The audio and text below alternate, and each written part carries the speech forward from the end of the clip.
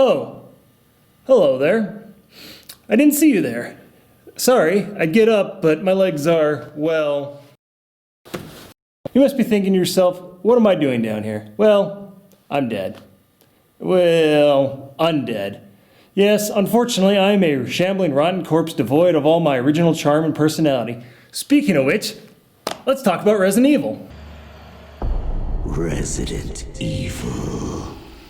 Now, I will admit that my entire life I have never been the biggest Resident Evil aficionado. In fact, the only two other Resident Evil games I own are... In all honesty, the entire Resident Evil franchise was more of a friend's cup of tea. Well, my father loved the movies, but I can't explain that. Anyway, we saw this game on the horizon, and it seemed like a Resident Evil official Left 4 Dead. I didn't care much, but I figured, yeah, this could be fun to play with my Left 4 Dead crew. Unfortunately for me, this is Capcom we're talking about, so they figured, yeah, we could get money out of the Left 4 Dead crew. So Capcom pushed this game out in 2012 so they could get a paycheck and then forgot about it. As for me, well, Brink could be Exhibit 1 of why I don't buy games unless I'm interested myself. This game is Exhibit 2. So let's start with one of the things that Resident Evil is famous for, the story. The story is kind of a side story that takes place during the events of Resident Evil 2 and 3. Basically, you're a special squad employed by Umbrella to clean up any messes and make sure the company does not get implicated in the going on. And that going on is mainly all the bioweapons and the ensuing horrible zombie outbreak. So you will go through locations from the main games and meet some of the characters from the main games. It's like a little peek of, oh, so that's how that happened.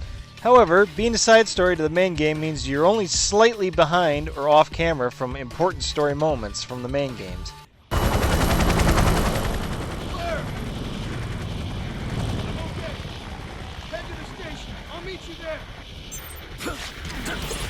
Well, except for the end. The end has you pursuing Leon and Claire who have Sherry with them. When you catch up to them, your characters have a moral argument about what is right or what is wrong, and should they kill Leon and crew or protect them.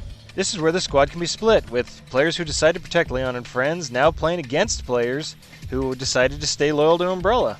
This is a very cool mechanic that is kinda wasted on this game. The game does many neat things like that with the squad dynamics that I like. Cutscenes and dialogue in game can change depending on which character you're playing as. This can create really neat dynamics that make the squad you're playing feel unique. Although, granted, some of them are the same lines just coming out of different characters. Are we on the same team? Couldn't we just pick up the phone call? There are 6 characters to select from, however, in my experience it all came down to aesthetics on who to pick. Yes, they do all have different classes and special abilities, however, I honestly can't remember ever using any of them. Yeah, they all have these skills and a whole XP unlock system, but honestly it seems like shooting just gets the job done, so why bother? You want to make a system like this engaging and interesting so the player uses it and not tack it on like an afterthought, so at best they forget about it and at worst they actively ignore it. Speaking of ignoring, let's move on to something that I've been ignoring so far, the gameplay. I want to start with a positive note and mention the mechanics I like. Obviously, this game is a third-person squad shooter. However, it is also a Resident Evil game, so many of the mechanics in a shooter like that are rebranded into a Resident Evil style. You don't have med packs, you have health sprays, which if you group everyone up, you can heal everyone with them. That's good and encourages cooperation with your team.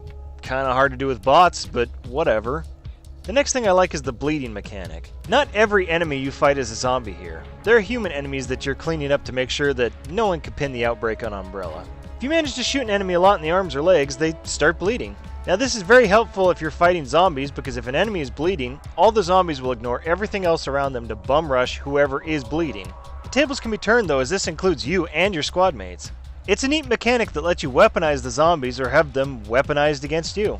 And speaking of zombies, that's where another mechanic that I like comes in, the infection system. If you're bitten by a zombie, there's a chance it will infect you. While infected, you have a timer that is now ticking down. You need to get an antidote before the timer runs out. If you don't, you turn into a zombie and now get to watch as you mindlessly shamble and attack your teammates. It's an interesting mechanic where you can have situations where a squad mate is infected. You guys have no antidote, so you have to move through the level quickly hoping to find one. Then you get in a big firefight, and at the worst moment, that squad mate turns into a zombie, attacking you and causing chaos. So, with these cool ideas, what's the problem? Well, mainly the core gameplay, the shooting. I don't know why, but shooting in these games just feels off and unsatisfying. I mean, compare shooting zombies in Left 4 Dead to here. there just isn't as good a game feel in this game. Most enemies will only die to a headshot, and that includes the guys with the guns. Otherwise, it feels like every enemy has a random number of bullets it needs before it decides to die. And the aiming and the shooting doesn't feel great.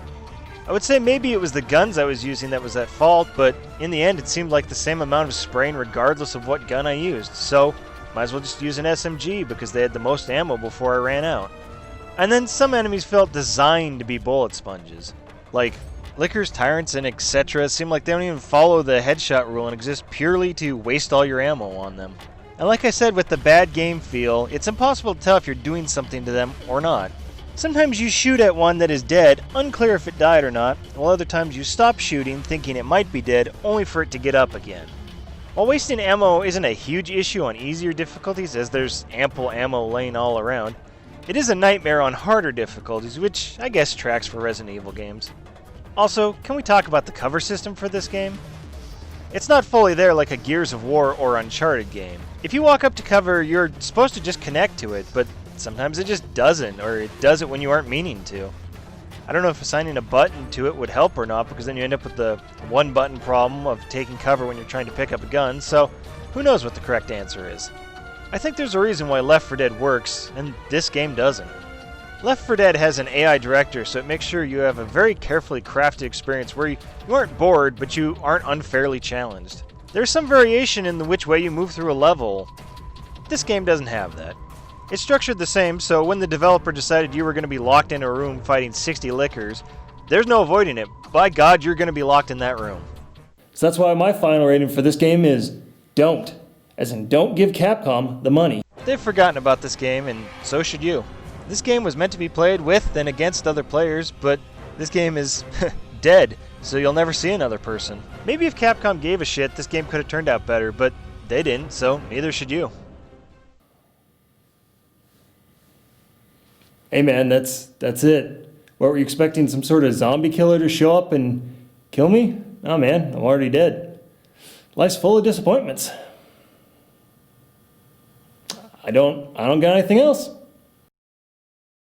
Go home.